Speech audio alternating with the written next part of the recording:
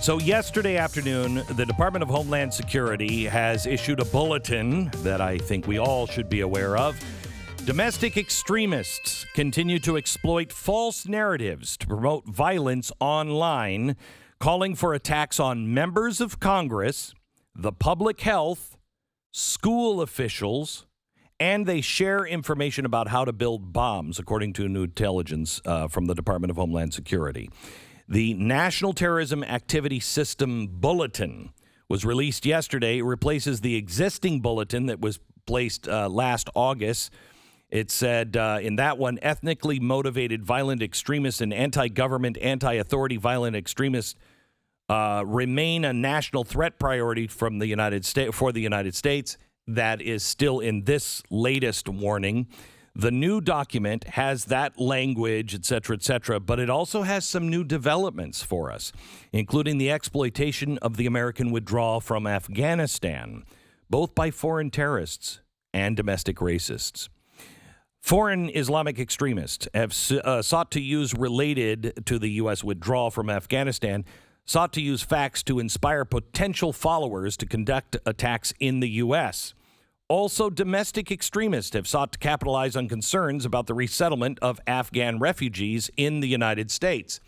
Now, if I meet somebody and they're like, we got to keep those Afghans out of here because they're different color, Muslim, I think we all go, all right, Bubba, hang on. But I think if Bubba says the same thing and says, and you know that there's people that they brought their child brides with them. We can't have child brides in America. Then I say, in that case, you're right. What was the vetting system and who is actually coming into our country? You want to bring your child bride? You're not coming in. In general, the bulletin continued, threats include those posed by individuals and small groups engaged in violence, including domestic violent extremists, and inspired or motivated by foreign terrorists. The ongoing pandemic continues to be a spark for violent rhetoric, according to the DHS, especially by those angered by mask and vaccine mandates and restrictions on normal activity. I don't know what group that might be. If a new COVID-19 variant emerges and new restrictions are imposed, anti-government violent extremists could potentially use the new restrictions as rationale to target government or public health facilities. Notice we are anti-government. No, we're anti-fascism. Antifa. Is that us? We're anti-fascism. We're not anti-government. Foreign intelligence service, foreign terrorist organizations, domestic violent extremists continue to introduce, amplify, and disseminate narratives online calling for violence. They continue to derive inspiration and obtain operational guidance regarding the use of IEDs. Extremists have called for attacks on elected officials, political representatives, government facilities, law enforcement, religious communities, commercial facilities, perceived ideological opponents. In fact, John Cohen, the head of DHS Counterterrorism and Intelligence, says this is the most complex, volatile, and dynamic threat to the United States that I have experienced in my career. Wow. That is interesting. Now, I know what racists are going to do, or they're going to connect these two stories, but there is no connection to these stories. I just wanted to let you know that the new mayor of New York, he wants to go back to actual, time-proven law enforcement kind of rules. And the Black Lives Matter people and the leader met with him because he had said, let's have a sit down, let's talk. And they had a debate and they were going back and forth on police reform. And it was kind of contentious. And he even found, some common ground with the activists. But he's like, I'm bringing the anti-crime unit back. And the co-founder of the New York BLM said, if you think you're going to bring back the old ways of policing, then we're going to take to the streets again. And I'm quoting, there will be riots, there will be fire, and there will be bloodshed. Completely Completely disregard, and don't you dare tie in that DHS memo, because believe me, the DHS doesn't see any connection between those two stories. And that's why, among other things, Biden has a dismal approval rating.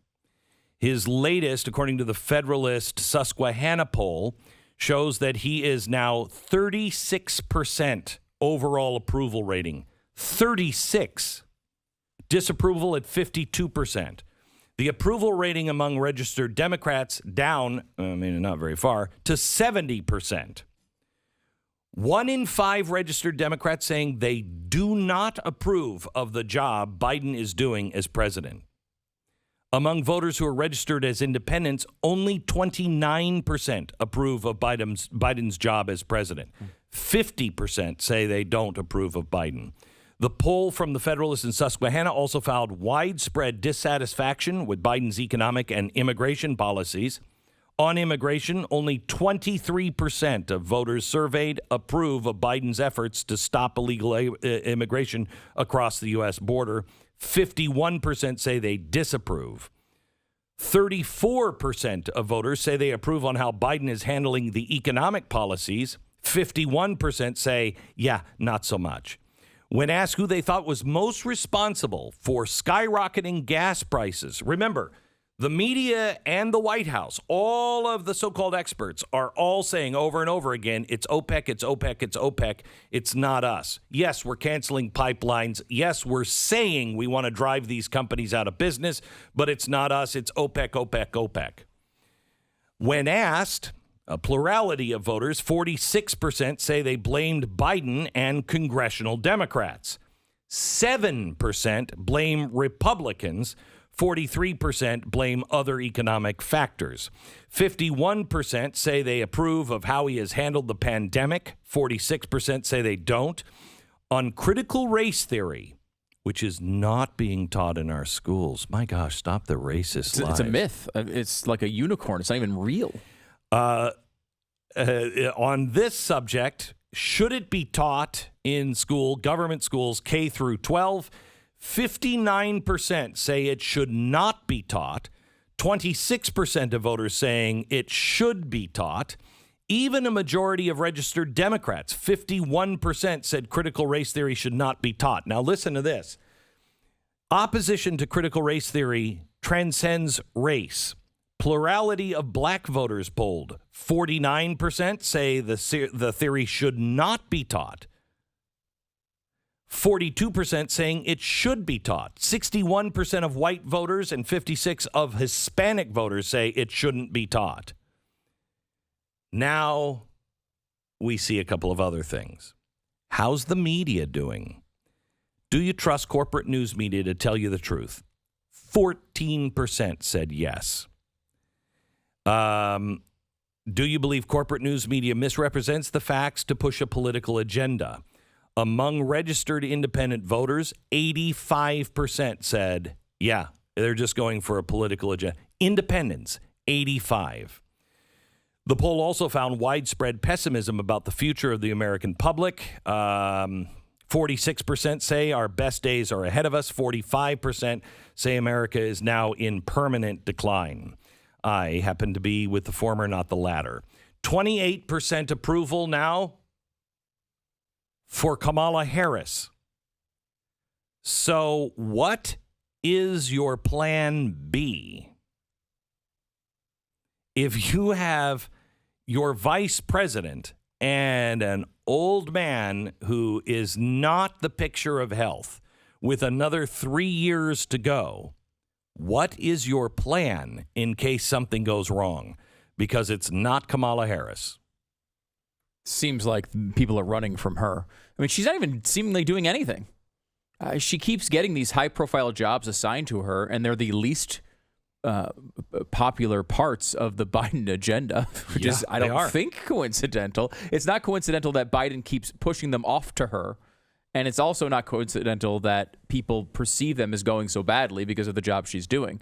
And by the way, you can now look at approval ratings going back to 1945 with Harry Truman. And Joe Biden is behind Truman at this point, behind Eisenhower, behind Kennedy, behind Johnson, less popular than Nixon, basically less popular than Gerald Ford. He's got about a week left before that one runs out. Less popular than Jimmy Carter, less popular than Reagan, less popular than George H.W. Bush, less popular than Bill Clinton, less popular than George W. Bush, less popular than Barack Obama. The only president that he is more popular at this point in his presidency is Donald Trump. And Trump, of course, came in as a divisive guy and never really excelled with approval rating. However, this Susquehanna poll you just discussed would put him below Donald Trump. It's just his average. That's because he's got a couple of polls that have him in the mid-40s. Is the only reason he's even ahead of Trump. So, this has gone really badly. And of course, as you might note with Donald Trump, he has the entire media saying he's Hitler on their news broadcasts every night. Day.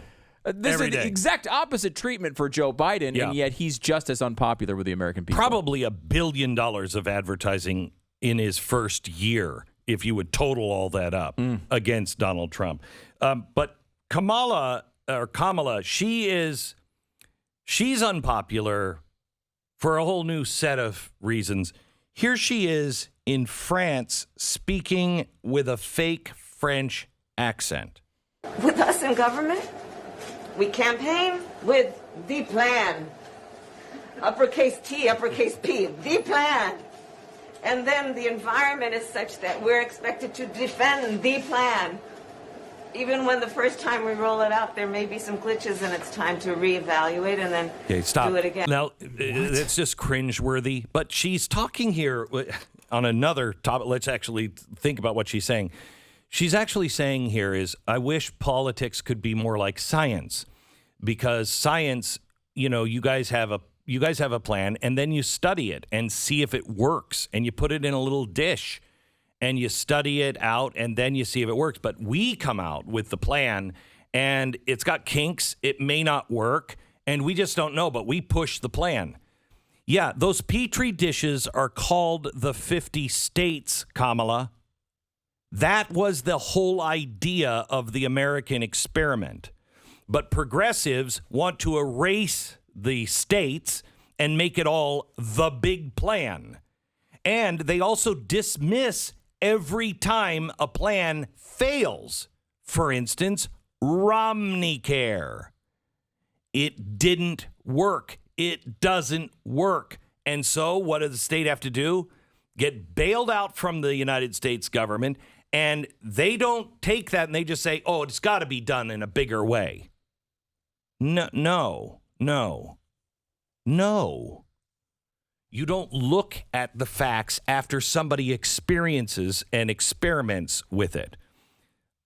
Let me just say, Kamala may be a little bit of a moron here for maybe a couple of reasons.